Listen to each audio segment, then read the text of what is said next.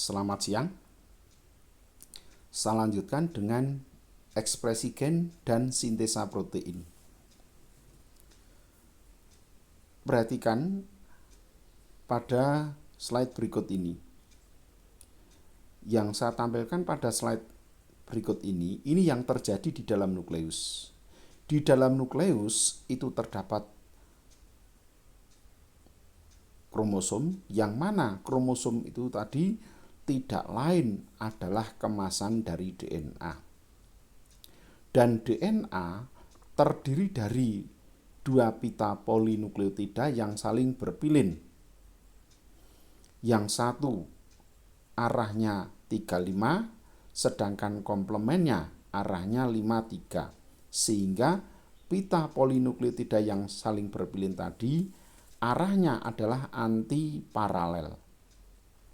Kemudian DNA yang saling berpilin tadi kemudian akan membuka sehingga akan tampak dua pita polinukleotida yang antiparalel tadi, yang mana yang satu arahnya 35 sedangkan komplemennya 53. Di situ akan kelihatan bahwa adenin itu selalu berpasangan dengan timin, guanin selalu berpasangan dengan sitosin.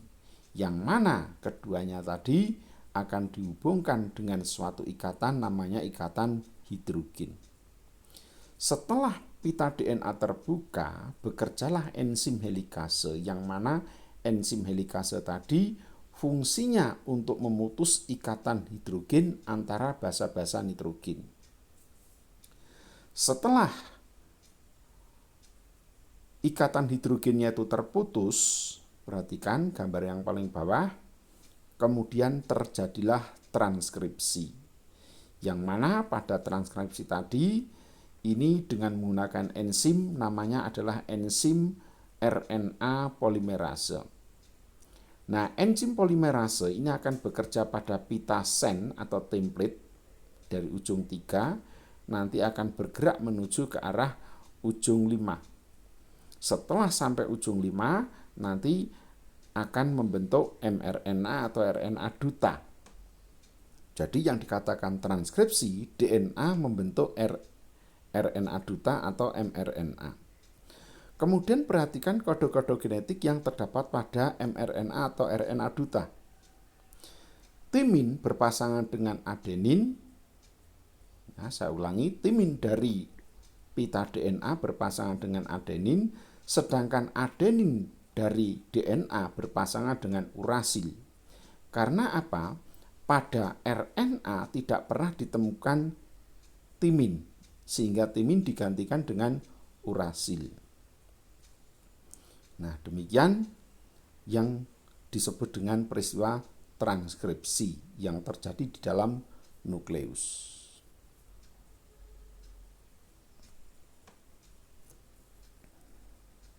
Selanjutnya,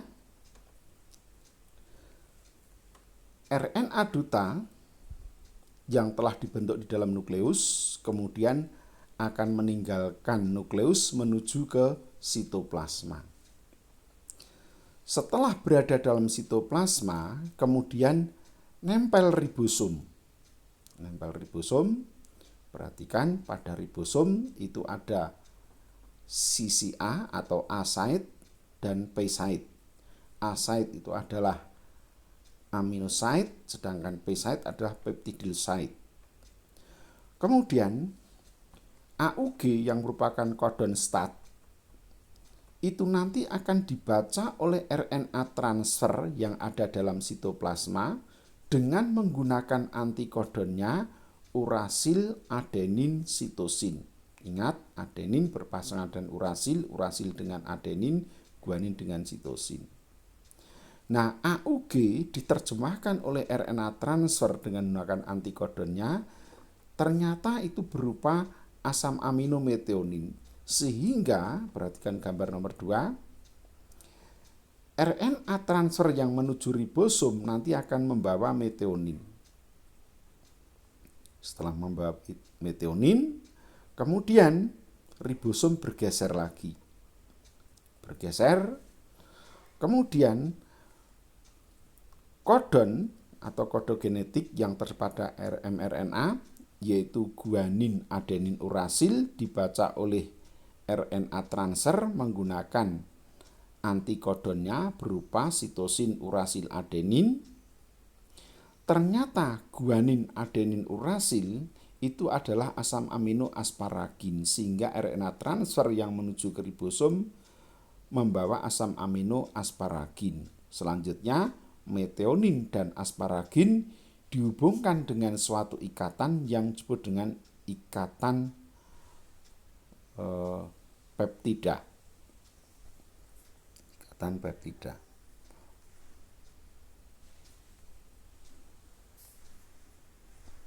Kemudian langkah berikutnya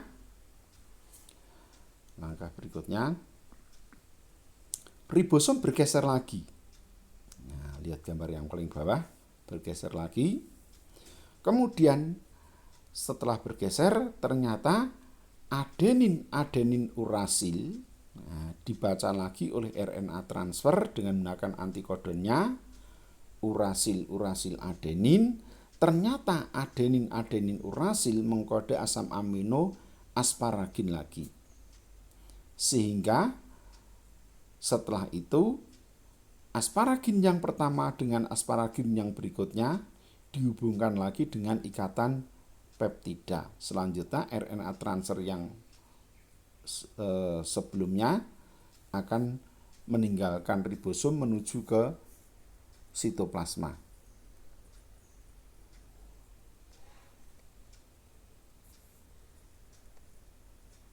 Kemudian setelah itu perhatikan lagi gambar yang paling bawah.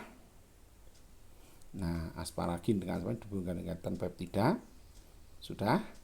Kemudian bergeser lagi ribosomnya. Bergeser lagi. Nah, bergeser lagi. Nah, sehingga nanti yang dibaca oleh RNA transfer yaitu sitosin guanin dengan menggunakan antikodonnya yaitu guanin sitosin. Ternyata sitosin guanin mengkode asam amino prolin, sehingga RNA transfer yang menuju ribosom tidak lain adalah prolin. Kemudian antara prolin dengan asparagin dihubungkan dengan ikatan peptida. Kemudian RNA transfer yang sebelumnya akan meninggalkan nukleus. Oleh karena itu dari kodon adenin urasil guanin sampai dengan kodon paling ujung yaitu urasil adenin guanin, itu nanti akan membentuk urut-urutan asam amino antara lain metionin, asparagin, prolin, lisin, glisin, penilalanin, glisin, dan prolin. Nah, kenapa kodonnya itu ada berapa? Ada 10 kodon, sedangkan asam aminonya kok hanya 9. Nah, karena kodon AUG itu adalah kodon stop, yang berarti sintesa protein ini akan berakhir. Nah, jadi demikian. Nah, urut-urutan asam amino metionin, asparagin, prolin, lisin, glisin, penilalanin, glisin, dan prolin yang panjang ini tadi, ini tidak lain adalah polipeptida atau protein. Bisa berupa hormon, bisa berupa enzim, atau protein-protein yang terdapat di dalam tubuh kita. Sekian, barangkali ada yang belum jelas, bisa ditanyakan. Oleh karena itu, sintesa protein atau translasi itu terjadi di dalam ribosom.